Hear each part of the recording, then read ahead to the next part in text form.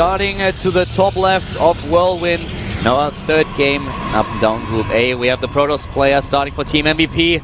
It is MVP Vampire. There he is, man himself. I was waiting for the garlic joke. I did not yet, not yet. I had it saved for later. You attempted though, confess. To the bottom right. Vampires don't like to face crosses and they don't like to face God because he might get angry. At the bottom right we have him in blue. He's starting for KT Rolster and his secret ID is KT Plash.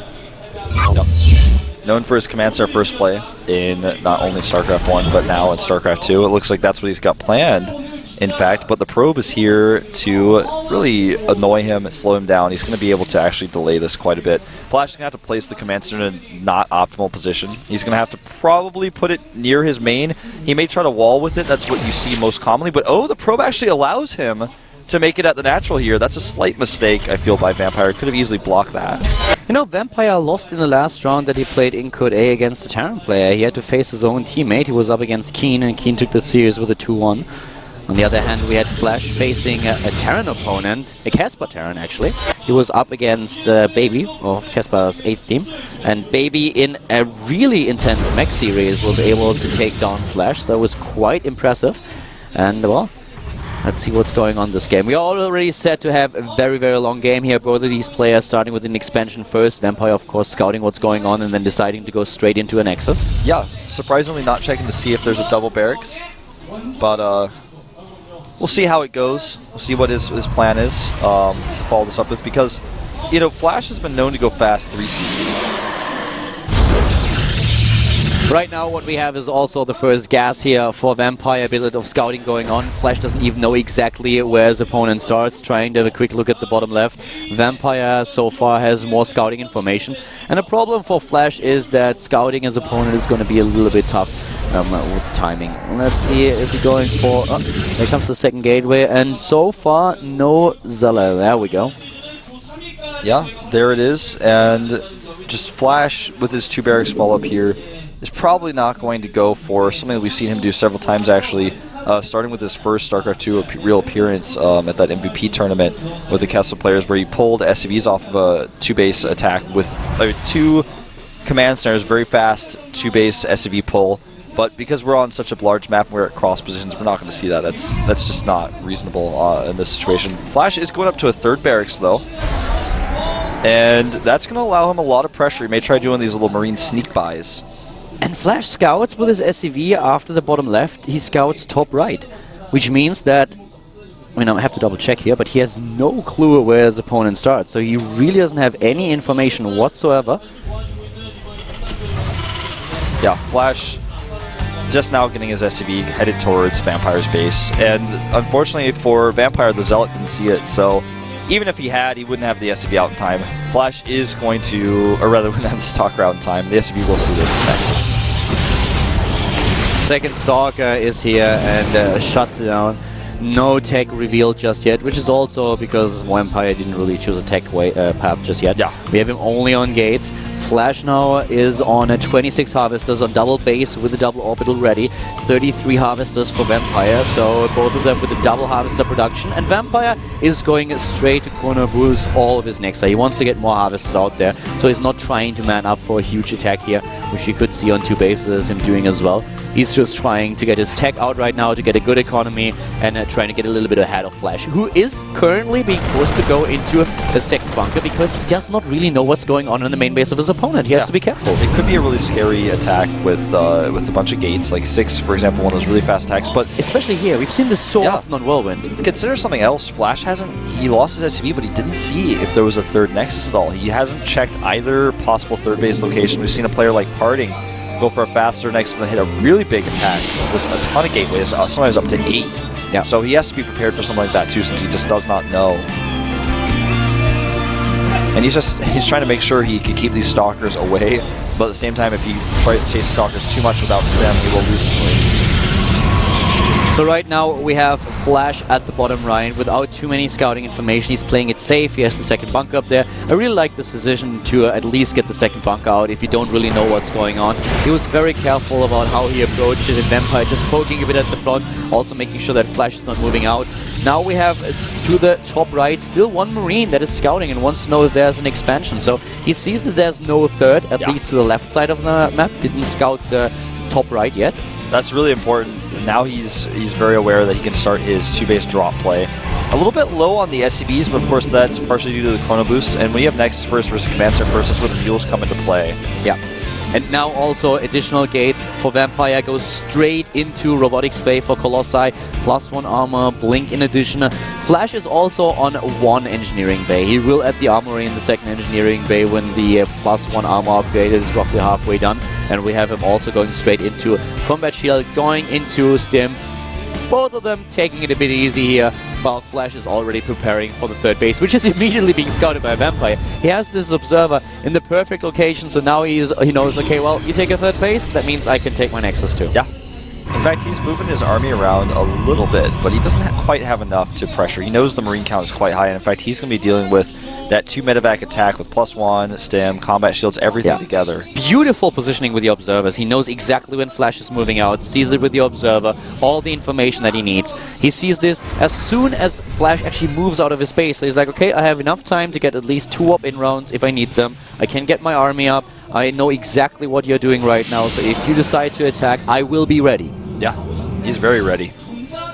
Now, Flash... With good force fields? Yeah, Flash is actually representing himself just a little bit too much here. He actually gets barely through that little gap. Yeah, the last force field was a bit botched by Vampire, but the first 4 were excellent, doing a lot of damage here, taking down those Marines, and now he's moving out, getting his 3rd base at the same time. That's what that Marine's there to scout, as we mentioned earlier. This is really important for Flash, because Flash now knows, yeah, I lost some Marines, but as long as I can hold this counter pressure, my 3rd base is up much faster. I'm going to have faster SUV production as well as faster 3rd mule.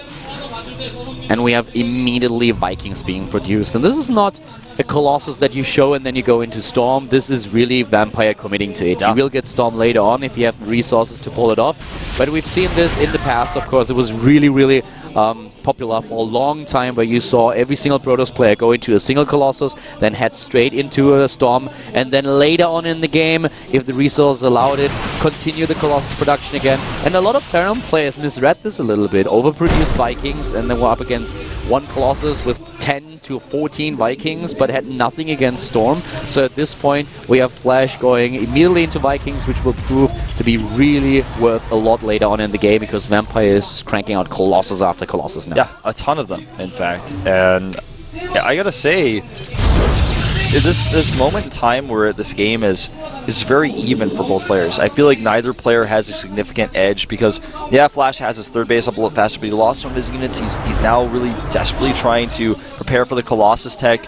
And this is the kind of game that Whirlwind often lends itself to. One of these games that just transitions smoothly. And I think the decision-making of both players in the late game with Storms, the ratio of units, how many Ghosts do I make versus how many Vikings do I make, how many Templar do I make, can I split my Templar? These are the kind of decisions that we're going to see in the late game that actually determine the victor of this match. And that could be quite exciting, especially in this matchup. What we also have now is that you can really see that, as mentioned earlier, we have the Armory and the 2nd Engineering Bay finishing for Flash. At the same time, Vampire added his 2nd Forge, so the double upgrades for both of them. Vampire gets a bit of an edge if he chrono boosts well here, but the upgrades are really even. It's really close, yeah. It's not like you've got one player who has a substantial lead in upgrades. Now, this fight is definitely going to go in Vampire's favor. If he takes it, Flash needs to react. That Viking is a little bit left unprotected. He takes it out right away. Flash still has 2 medivacs at the top of the map that are just waiting to get into the natural, or the main base. Those are medivacs, right? Oh, no, sorry. That's the factory. That factory tricked you, man. The entire time I was thinking, I saw 2 medivacs earlier, and they're with the army now, but I really thought he sent them over to the natural. I was like, okay, the fight starts, why doesn't he move them? And thanks for double checking, because I completely blew that. Right now, there's actually just like a bunch of factory workers and SCVs, and they're playing cards. They're like, there's nothing better to do over here. We're not even scouting at this point. He's got photon cans. We're just going to play crazy 8s. And you know exactly how that works. You play a little bit of poker, suddenly you have 4 aces, and this is exactly the timing when Flash decides to send you in to scout what's going on. Yeah, and you're like, And you're like, can we delay it for just one more hand, please? And everyone's like, no.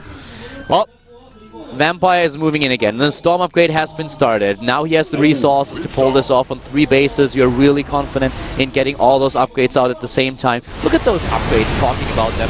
But here comes the fight first, so let's wait a second until this is done. So many Vikings! Tough position for the Zealots, and there's so many Vikings, almost too many. But he has enough to deal with the Colossi. That crevice in the middle, that just little hole right there.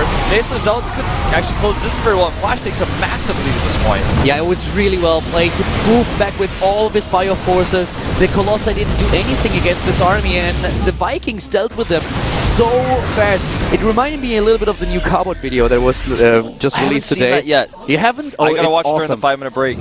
They kind of talk about a Colossus being warped in. It's not really being warped in, but the Colossus just produced, and he sees like 3 Vikings coming right at him, and he presses the button like warp back, and it doesn't work, and just dies. This is exactly what Vampire's Colossus must have thought a second ago. Exactly. That's how he's feeling right now, and this is just too much. Flash pushes through.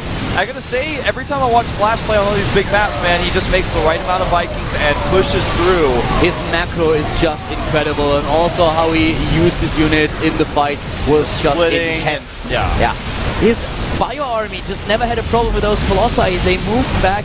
The Colossi were at the back, still being attacked by the Vikings, and a great position for Flash, just dancing circles around Vampire's army now. The upgrades are a little bit better for the Protoss player at this point, if I'm not mistaken, but still, there's nothing he can do anymore. He's building a 4th base at the left side of the map, but this is never going to see the light of day if Flash finds out. Yeah, exactly. If Flash knows about it, it's not going to be around much longer. And, right now, this is like 1/3 of Flash's army that Vampire's trying to take. He's struggling this much, but when the rest of the army gets there, look at the minimap. You see, those aren't ants marching. Those are Marauders, Marines, and Medevacs flying, and this is going to be the end of Vampire. He tries to hold on, he takes on a few of these Medevacs, but once Flash gets everything together, he's going to end the game in one fell swoop, and one fell push. Just look at the minimap. You have units walking to the top left everywhere. It's just an endless streams of Marines, Marauders, and Medevac. +3/+3 has been started for Flash. Vampire will have the 3rd armor upgrade a little bit faster, but that's not going to help him at all. Here comes the Bio army for Flash. He stims in again. He is really eager to end the game. Now a final warp in for Vampire, but this is not going to save him. No, it certainly is not. GG. Flash takes his first game in the up and downs. A big fan favorite here, and so far showing it's not just the fans, it's actually his talent that pushes him through. Very well played by Flash. He continues what he started today at Pro League when he single-handedly defeated EGTL. Now we have him with an early win in the up and down group. Flash, Yoda, and MC winning the first 3 games today. Jaedong, Yonghwa, and Vampire being the losers. Really well played by Flash here. I have to say the games that we've seen so far, a few of them may be a little bit shaky at times, but in general, nice performance. I can't wait to see the next round. We have a quick break now, and then we're heading into the next 3 games, which is actually going to be Yoda versus MC. We have our first mirror match with Yonghwa versus Vampire. And, well, the next game is going to be Jaedong versus Flash. Yeah, the rivalry continues. That's going to be awesome. Epic. That's going to be the game that so many people have waited for. When the up and down groups were released, everyone was just going on about Jaedong versus Flash meeting each other in StarCraft 2 for the first time. And it could have happened earlier today. It could have happened at Pro League, but EG decided not to use Jaedong. They wanted to save him for today, wanted to give him the edge here, because it's always a little bit awkward. Yes, it's a different map that you have to play at Pro League probably, but still at the same time, you really want to not face your opponent and give him an idea of what you might do. So right now we're just waiting for the match to happen, and our first game though after we come back from the break is going to be MC, and he's up against Yoda. So guys, we'll be back in 5. Stay tuned, and then we're back with the GSL up and